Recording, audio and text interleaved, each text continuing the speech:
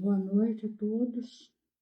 Estamos aqui mais uma vez reunidos em nome de Jesus para aproveitarmos um pouco de momentos como esse, em que o Evangelho nos traz de volta, em mentes e corações para a figura do nosso Mestre, nosso Salvador, que é Jesus Cristo, nosso Senhor.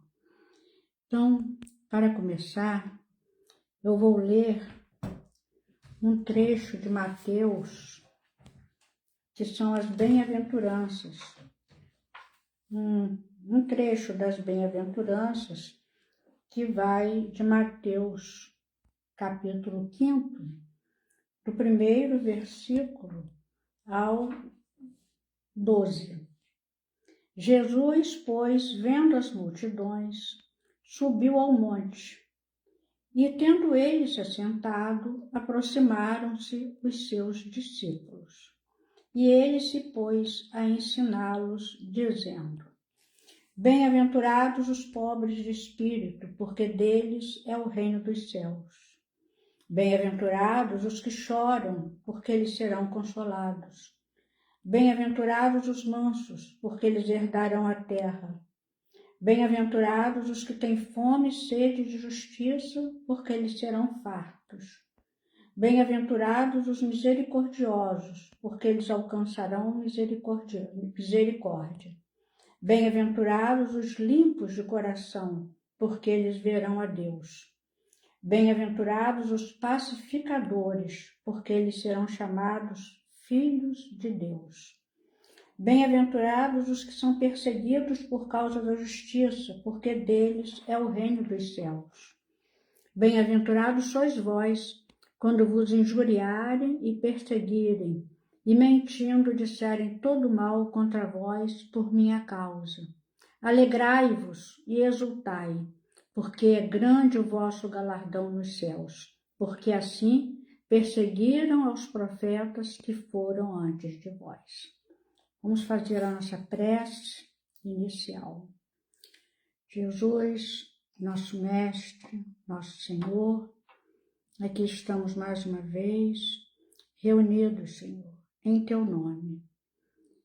Pedimos que abençoes esta nossa reunião, este encontro de corações que no momento se direcionam até o Teu coração, Senhor, em gratidão, em reconhecimento, mostrando sempre as nossas tentativas de aproximação da Tua palavra, dos Teus ensinos, do Teu coração mesmo.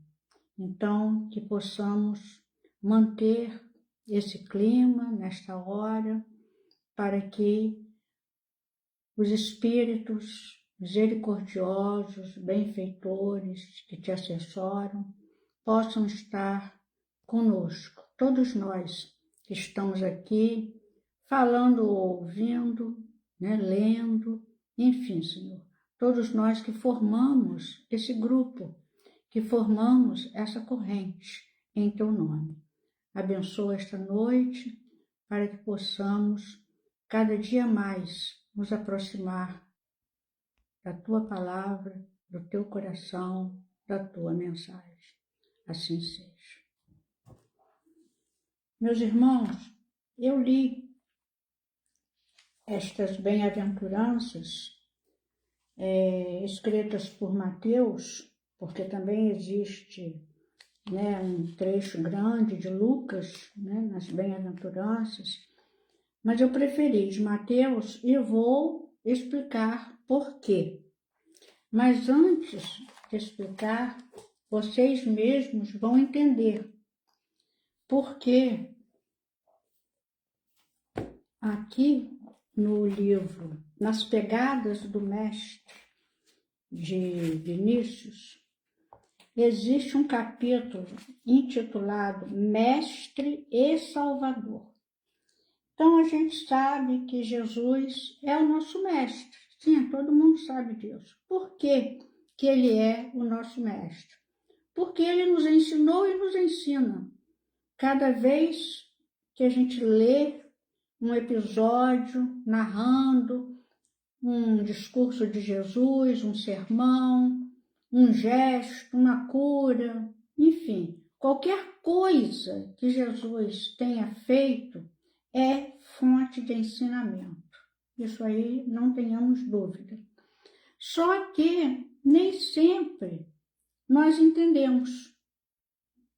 Então, é importante, né? Emmanuel, inclusive, fala que é muito difícil para nós percebermos a palavra, o conteúdo da palavra de Jesus. Naquele episódio em que Maria, irmã de Lázaro, está ungindo os pés de Jesus lá em Betânia, na casa de Lázaro, perto, né, já da crucificação, que João narra, né, que Judas observou aquele gesto como indevido, inútil, porque era um perfume caríssimo que ela estava usando para ungir os pés de Jesus, e ele pensou, né, e falou baixo, mas que alguns ouviram, né, que desperdício, poderia vender esse perfume e doar alguma ajuda aos pobres. E João ainda acrescenta, né, uma observação triste dele, né?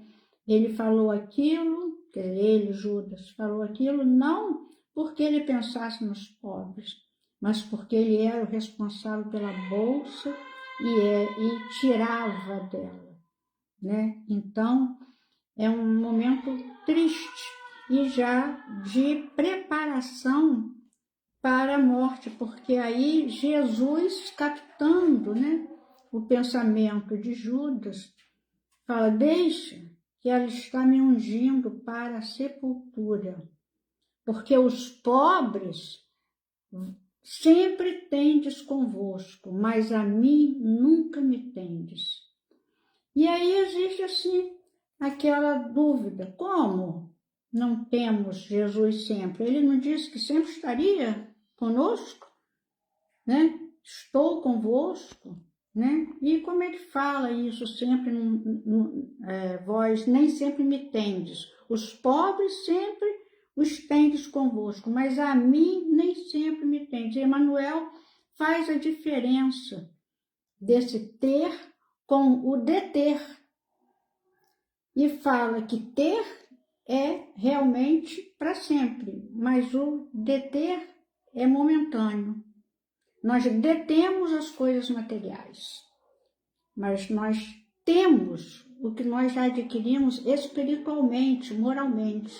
Então nós temos paciência, temos amor, temos virtudes. Então, Jesus falou que nós ainda não o tínhamos. Olha que coisa séria, né? Nós não temos ainda Jesus, não porque ele não esteja conosco, ele está conosco, mas nós não o recebemos inteiramente, porque é muito difícil receber os ensinamentos de Jesus. As palavras de Jesus às vezes nos confundem. Nós não somos aquela terra arada ainda, preparada, adubada, não somos ainda, vamos ser, mas não somos ainda.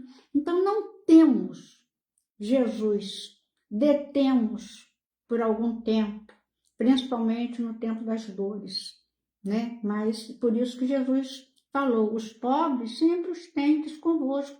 Numa terra, né, num planeta de provas e expiações, sempre haverá os sofredores, né? Expiando, somos nós. Mas a mim nem sempre vós tendes, né? Então, é difícil, porque para nós recebermos inteiramente a palavra de Jesus, nós precisamos estar com o coração vazio de inveja, de orgulho, de ambição, das coisas ruins que nós cultivamos na nossa vida e vida e vida em várias encarnações. Por isso é difícil a gente ter Jesus, né? Por ele nós todos teríamos, mas infelizmente ainda não temos, né? Ele está conosco, mas nós não estamos com ele, infelizmente. E aí então, Vinícius, no capítulo intitulado Mestre e Salvador, porque eu escolhi esse tema hoje, pensando no dia do professor. Fiquei pensando, né? Dia 15 é dia do professor, eu sempre fui professora, então eu não esqueço essa data, né?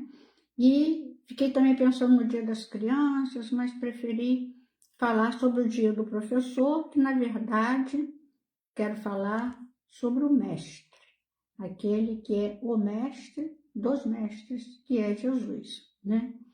Então, achei em Vinícius esse capítulo. Jesus apresentou-se perante a humanidade como mestre, mas não só como mestre, mestre e salvador. Esse capítulo é muito sério. Eu sou o vosso mestre, dizia ele aos que o rodeavam para escutar sua palavra, sempre inspirada e convincente. Então, escutar. Será que todos nós escutamos? Porque está lá no Evangelho de João, quem é de Deus, escuta as palavras de Deus, não só ouve, escuta. Porque se a gente só ouvir, aquilo passa, né? Nós não registramos. Mas quem escuta, apreende, né? Fixa. Então, aqueles que o rodeavam para escutar. Então, estavam ali bem intencionados. Nós somos, pois, conclui Vinícius, seus discípulos, e ele é o nosso mestre. Mestre é aquele que educa. Educar é apelar para os poderes do espírito. Mediante esses poderes é que o discípulo analisa, perquire, discerne, assimila e aprende. Olha só quando que ele vai aprender, né? Ele analisa, perquire, discerne, assimila e aprende. Quer dizer, apreende, fixa, né, dentro de si.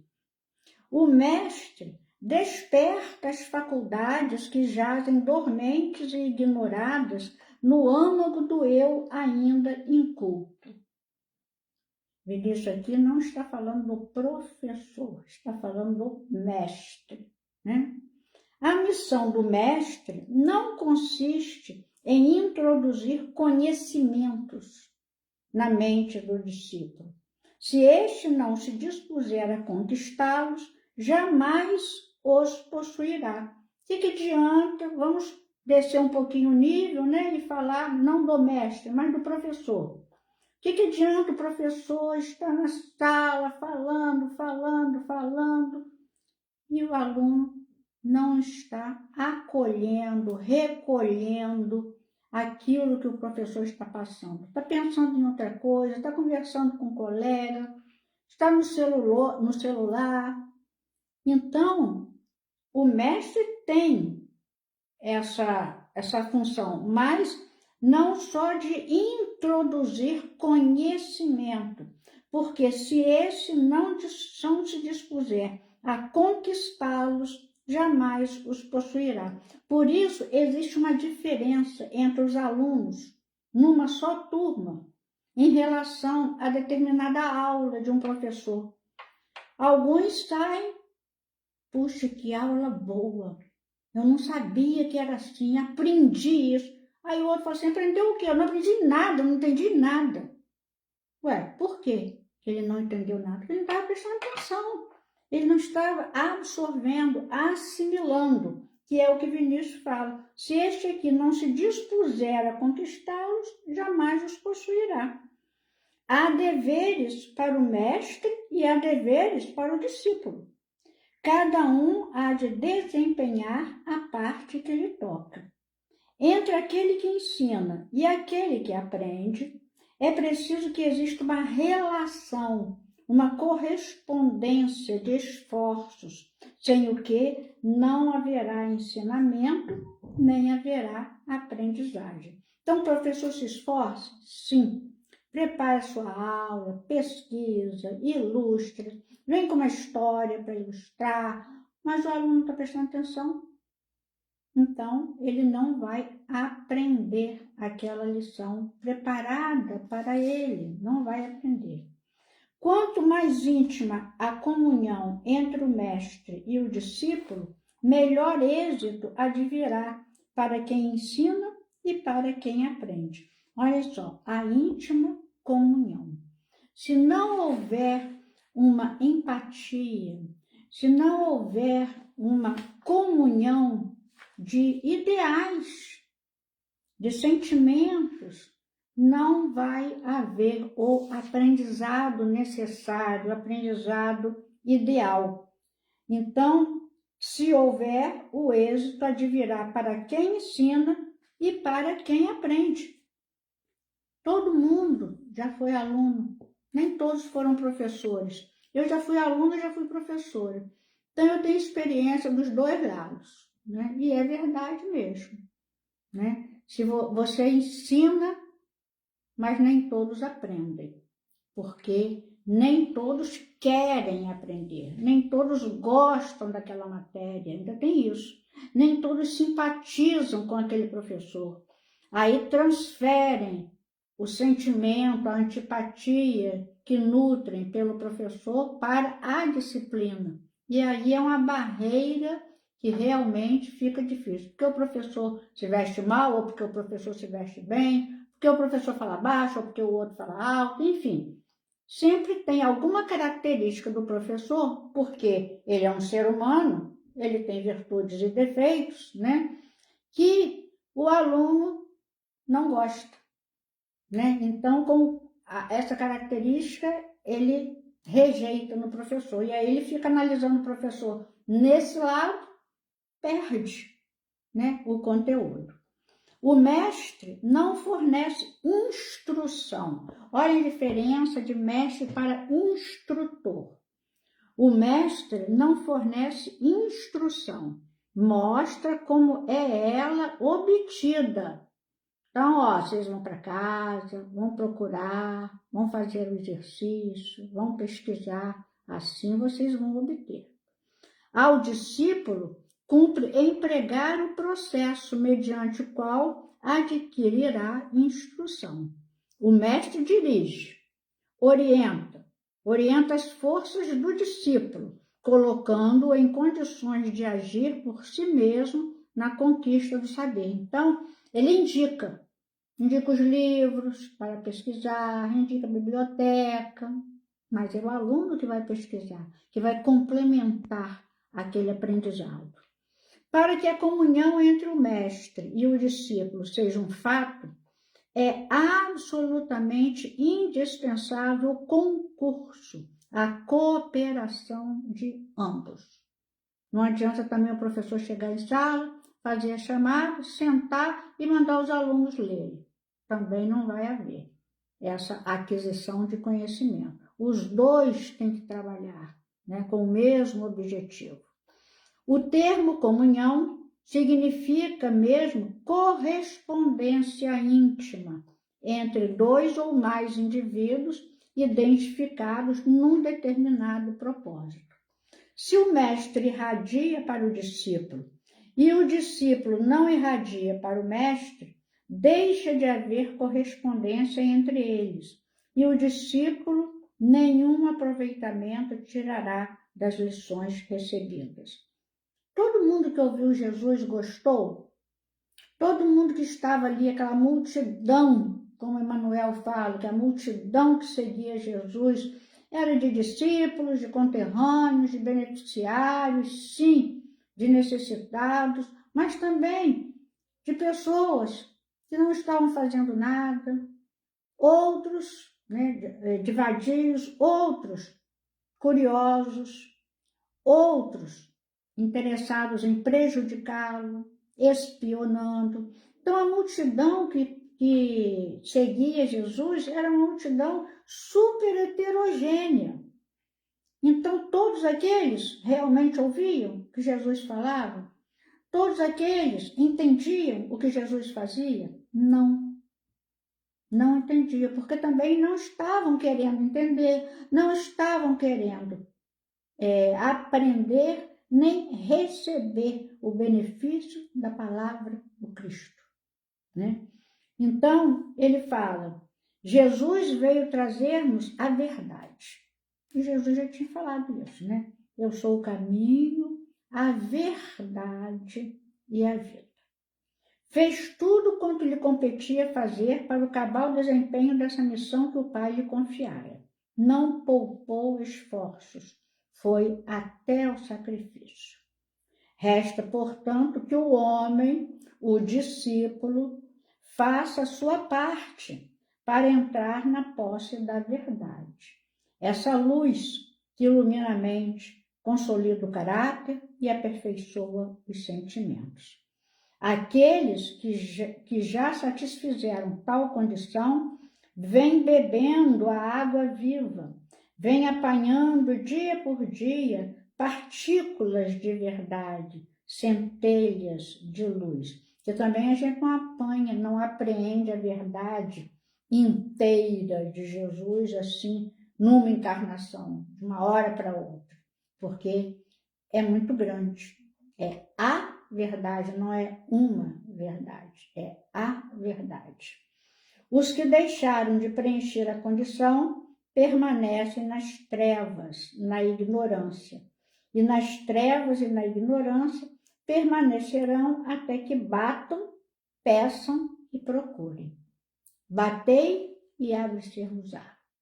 Nós temos que fazer a nossa parte. Jesus fez a parte dele com todo amor, com toda renúncia, com todo sacrifício, misericórdia, insistência, porque ele falava às vezes a mesma coisa, dava o mesmo ensinamento em outras situações, de outras formas, porque o método que ele usava, de acordo com as pessoas que ali estavam, era dele. As pessoas se surpreendiam com o que ele fazia, as reações dele, com o que ele falava, se ele andava, se ele ficava, né? Se ele curava ou não curava. Né? O que Jesus fazia sempre estava surpreendendo. Por quê? Porque não entendiam Jesus, como nós ainda não entendemos perfeitamente Jesus, não apreendemos perfeitamente Jesus.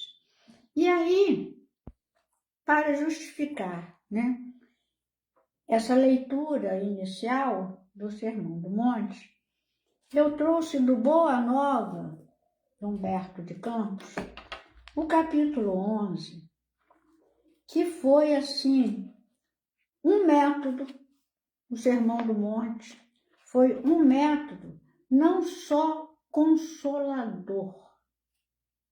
A gente lê e ouve o Sermão do Monte como umas palavras consoladoras, confortadoras, de esperança, de explicação, né?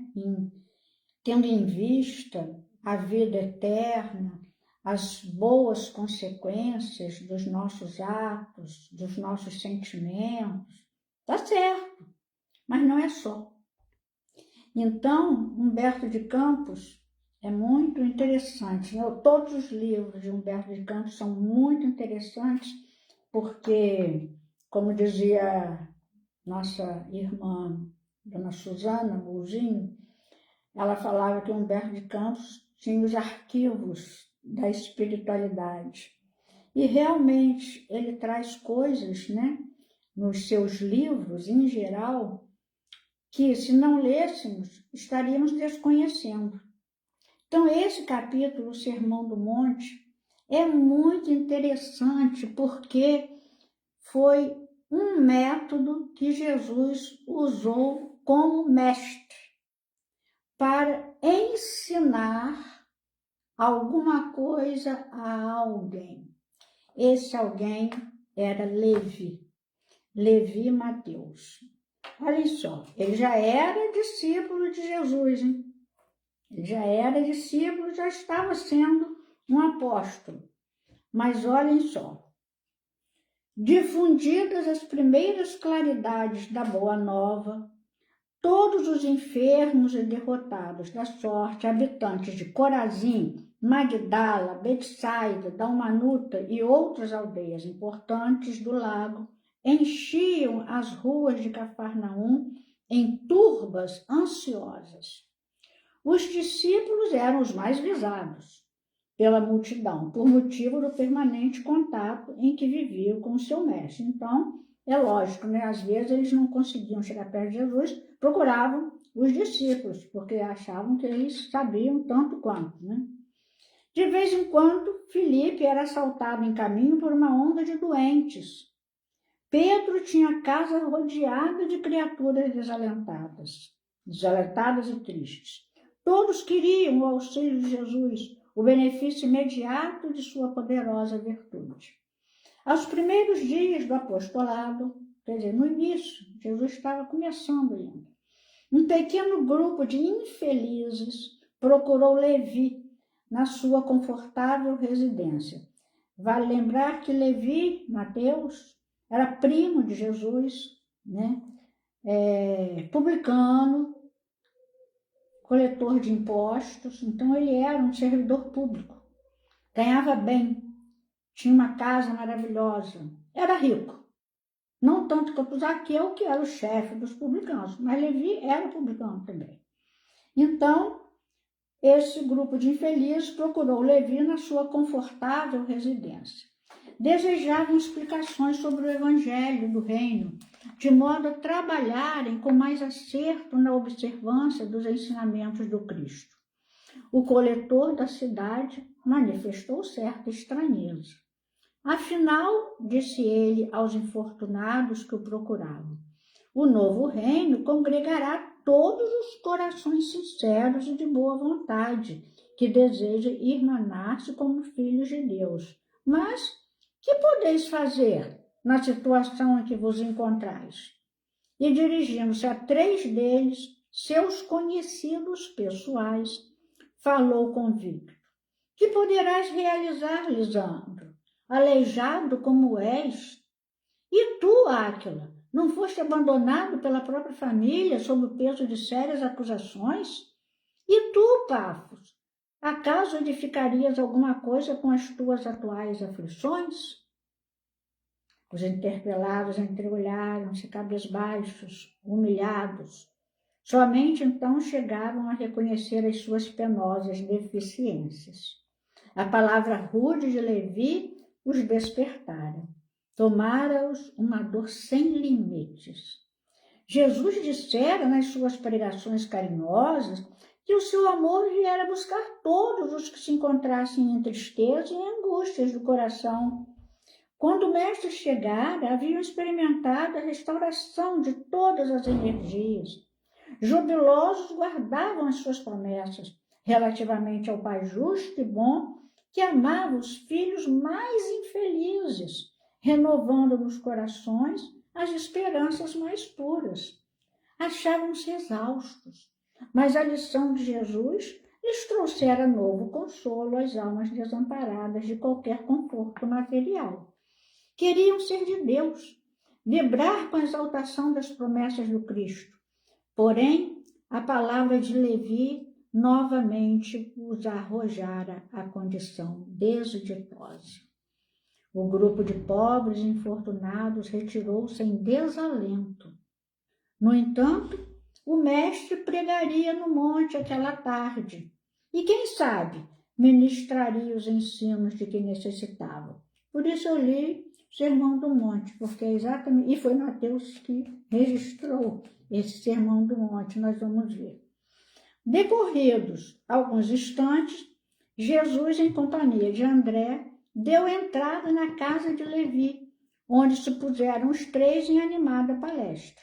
O coletor, a certa altura da conversação, a sorrir ingenuamente, relatou a ocorrência, terminando alegremente a sua exposição com estas palavras: que conseguiria o evangelho do reino com esses aleijados e mendigos? Mas lembrando-se de súbito que os demais companheiros eram criaturas pobres e humildes, porque só ele era rico dos apóstolos. Os outros eram pescadores, né, humildes, né? Acrescentou: é justo, esperemos alguma coisa dos pescadores de Cafarnaum. São homens fortes, desassombrados, e o bom trabalho lhes cabe. Não vejo, porém, como aceitar a contribuição desses desafortunados e vencidos que nos procuram. Jesus fixou o olhar no discípulo com profundo desvelo e falou com bondade, batendo-lhe levemente no ombro. No entanto, Levi, precisamos amar e aceitar a preciosa colaboração dos vencidos do mundo.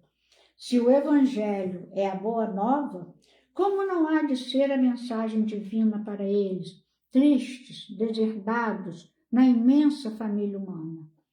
Os vencedores da terra não necessitam de boas notícias.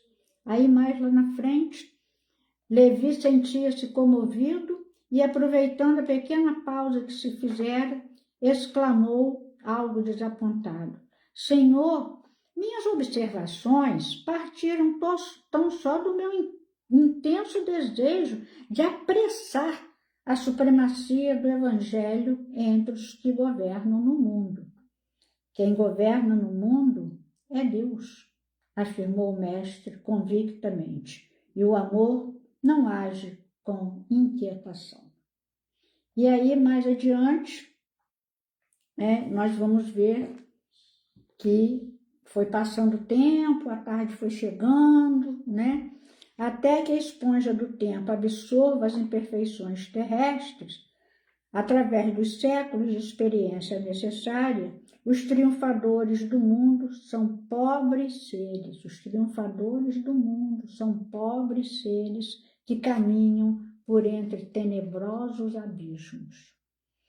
O leito de dor, a exclusão de todas as facilidades da vida, a incompreensão dos mais amados, as chagas e as cicatrizes do espírito são luzes que Deus acende na noite sombria das criaturas. Levi, é necessário amemos intensamente os desafortunados do mundo. Suas almas são a terra fecundada pelo adubo das lágrimas e das esperanças mais ardentes, onde as sementes do Evangelho desabocharão para a luz da vida. Olha só que afirmativa de Jesus. Eles saíram das convenções nefastas e dos enganos do caminho terrestre e bendizem do nosso Pai como sentenciados que experimentassem no primeiro dia de liberdade o clarão reconfortante do sol amigo e radioso que os seus corações haviam perdido. É também sobre os vencidos da sorte, sobre os que suspiram por um ideal mais santo e mais puro do que as vitórias fáceis da terra, que o Evangelho assentará suas bases divinas. Aí, André e Levi, começaram a se comover com aquelas palavras de Jesus e caiu a tarde. O crepúsculo descia num deslumbramento de ouro e brisas cariciosas. Ao longo de toda a encosta, acotovelava-se a turba imensa. As pessoas já começaram a se acumular lá perto do monte, né? Muitas centenas de criaturas se aglomeravam ali, a fim de ouvirem a palavra do Senhor, dentro da paisagem que se aureolava dos brilhos singulares de todo o horizonte pincelado de luz. Eram velhinhos trêmulos, lavradores simples, mulheres do povo agarradas aos filhinhos. Entre os mais fortes e sadios viam-se cegos, crianças doentes, homens maltrapilhos, exibindo as verminas que lhes corroíam as mãos e os pés. Todos se comprimiam ofegantes. Ante os seus olhares felizes, olhem só, doentes, maltrapilhos, sem nada material na vida, mas estavam felizes por ver Jesus. Que energia de Jesus ali estava trazendo para aquelas pessoas. Ante os seus olhares felizes, a figura do mestre surgiu na eminência enfeitada de verdura. Coisa linda, né? Onde perpassavam brandamente os ventos amigos da tarde, deixando perceber que se dirigia aos vencidos e sofredores do mundo inteiro, e como que esclarecendo o espírito de Levi.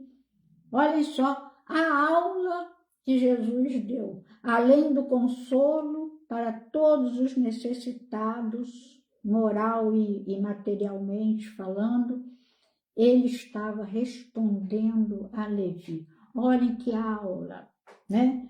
Esclarecendo o espírito de Levi, que representava a aristocracia intelectual entre os seus discípulos, na sua qualidade de cobrador dos tributos populares.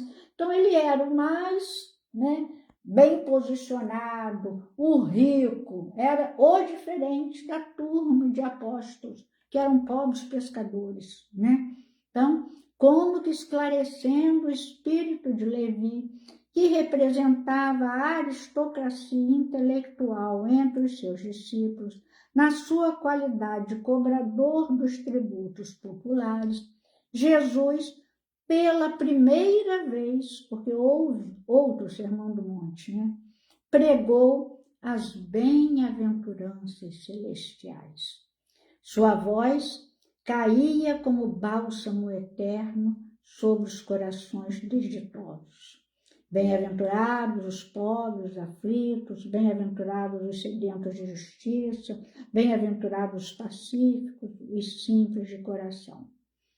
Por muito tempo falou do reino de Deus, do alto do monte soprava um vento leve em deliciosas vagas de perfume. As brisas da Galileia se haviam impregnado da virtude poderosa e indestrutível daquelas palavras, e obedecendo uma determinação superior, iam espalhar-se entre todos os aflitos da terra. Quando Jesus terminou a sua alocução, algumas estrelas já brilhavam no firmamento. Olha só, já estava anoitecendo, como radiosas bênçãos divinas.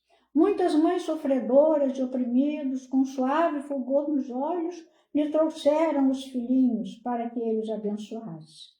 Anciães de frontes nevadas pelos invernos da vida lhe beijavam as mãos. Cegos e leprosos rodeavam-no com semblante sorridente e diziam: bendito seja o Filho de Deus. Jesus acolhia-os, satisfeito, enviando a todos o sorriso da sua afeição. Levi sentiu que naquele crepúsculo inolvidável, uma emoção diferente lhe dominava a alma. Havia compreendido os que abandonam as ilusões do mundo para se elevarem a Deus.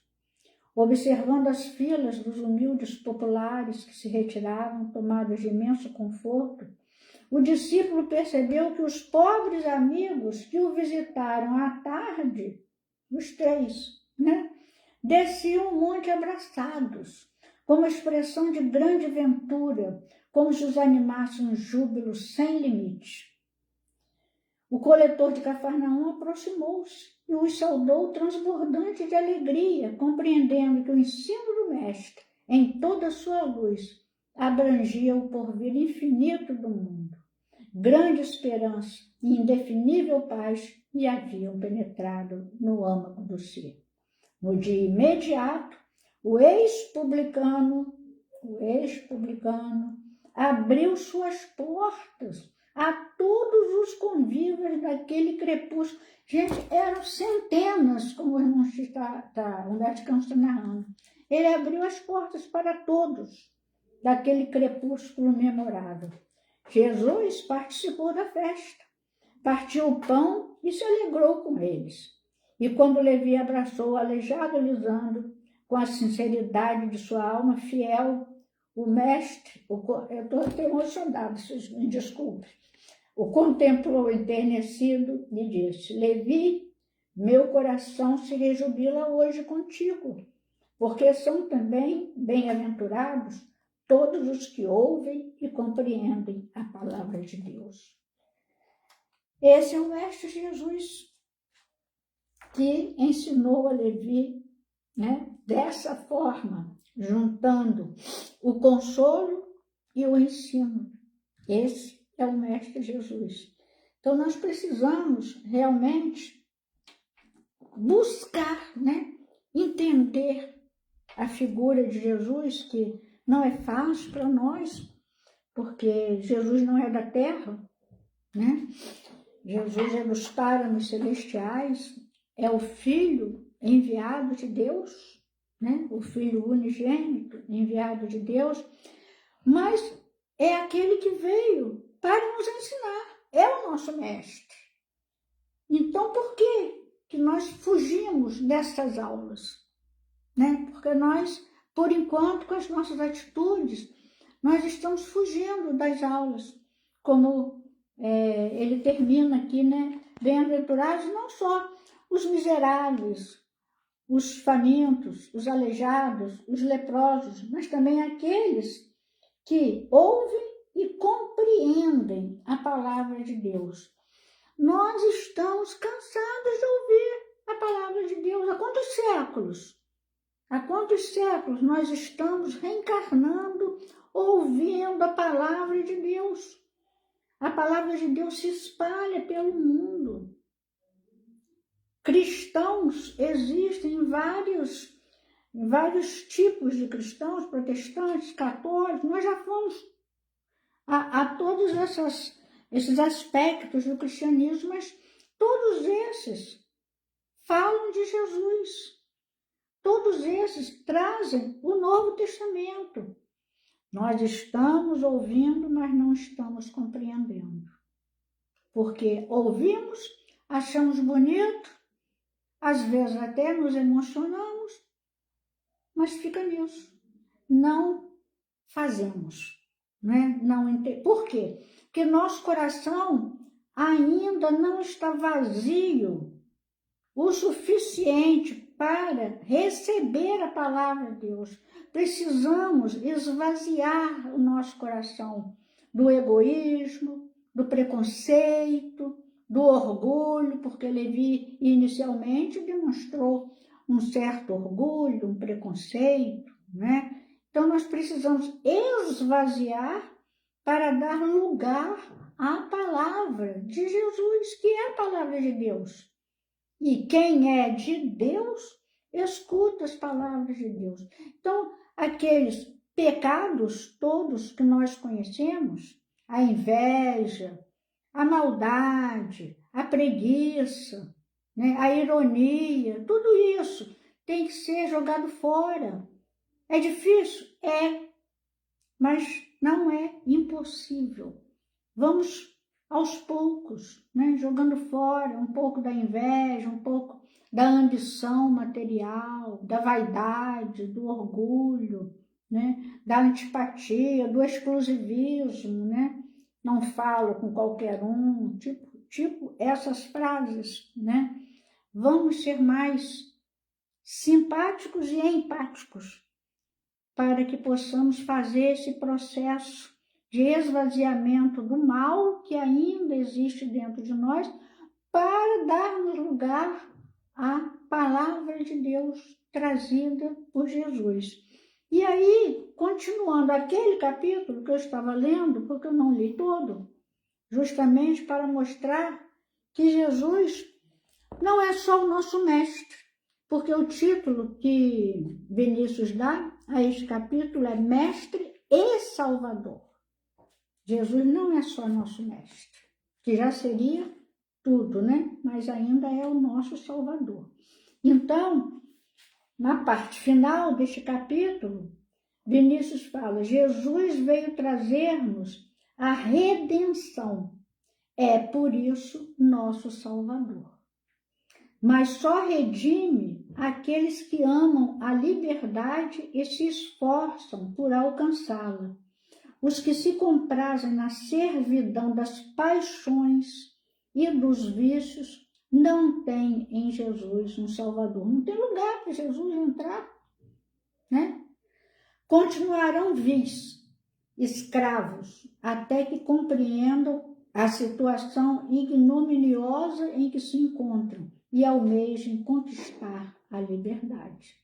Jesus não é mestre de ociosos. Jesus não é salvador de impenitentes. Para ociosos e impenitentes, o aguilhão da dor. Porque aí, o que acontece?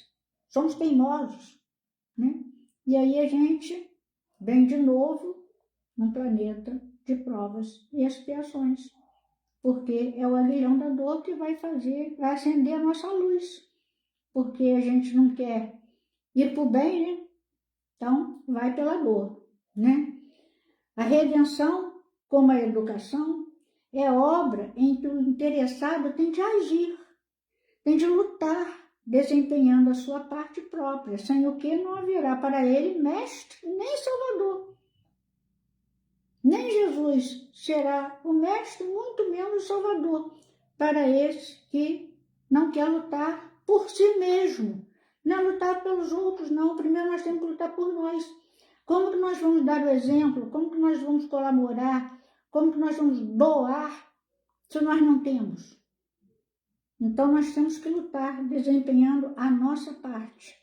A redenção, como a educação, é obra que se realiza gradativamente no transcurso eterno da vida. Não é obra miraculosa que se consuma no momento dado. Não é em uma encarnação. Só que nós já estamos em que número de encarnação, de reencarnação? Nem podemos imaginar, né? E por ser assim, é que Jesus dizia: aquele que me serve, siga-me. E onde eu estou, estará aquele que me serve.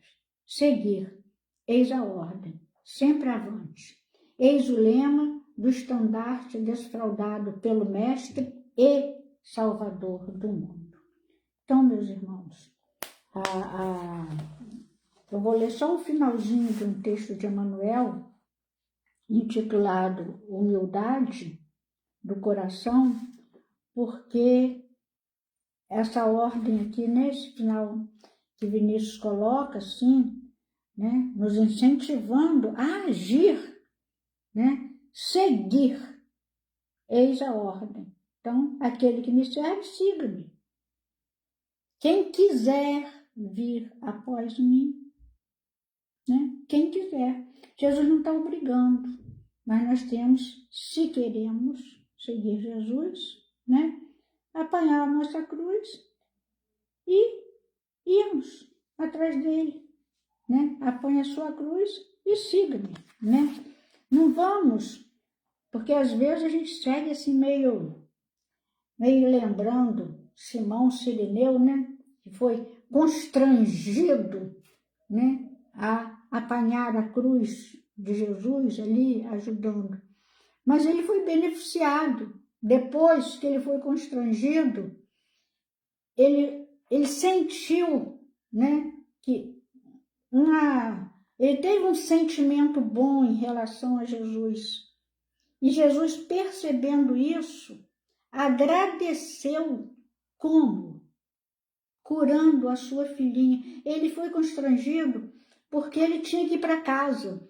Estava vindo do serviço, né? E a filhinha dele estava lá sozinha, a filhinha doente. Então ele foi constrangido a levar a cruz. Olha só, às vezes nós somos constrangidos a levar a nossa cruz.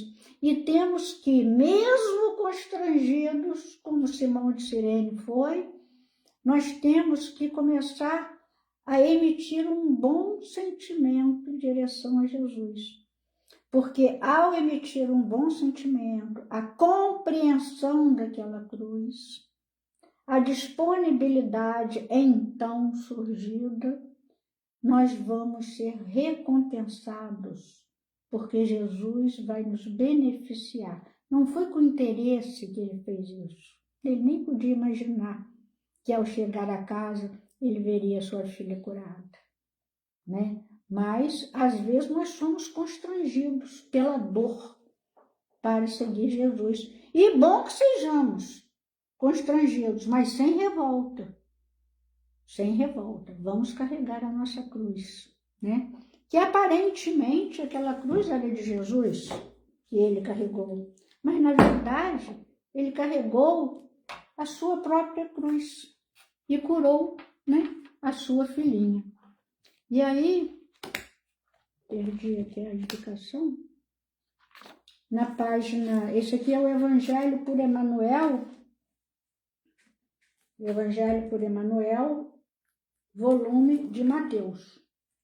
Todo o Evangelho de Mateus está comentado por Emmanuel neste volume, né? Então, nós vamos ler só o finalzinho da página 44.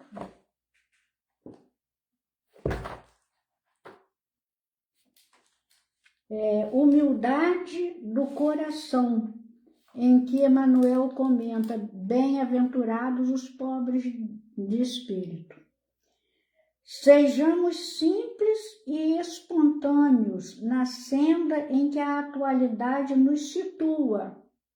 Simples e espontâneos, aprendendo com a vida e doando à vida o melhor que pudermos, para que, em nos candidatando à láurea dos bem-aventurados, possamos ser realmente discípulos felizes daquele amigo eterno que nos recomendou: aprendei de mim, que sou humilde de coração.